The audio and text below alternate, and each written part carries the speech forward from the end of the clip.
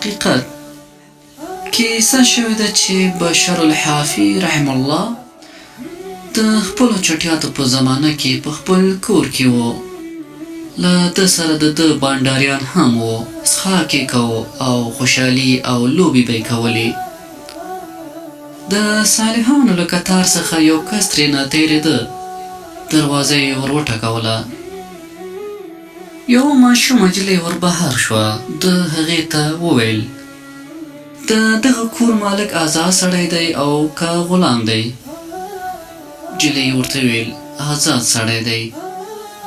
صالح سړي ورته ویل رښتیا دې ویل. که غلام وای نو د غلامتوب آداب به استعمال کړي وای.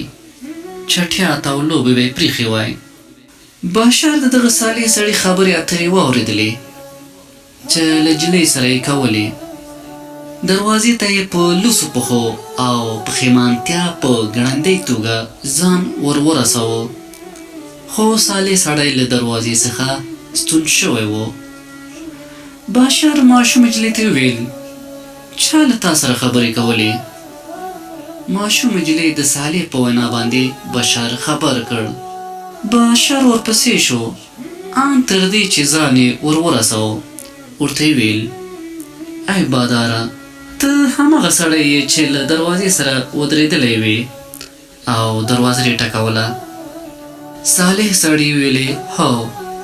بشر ورته ویلې ما ته هماغه خبره بیا تکرار کړه.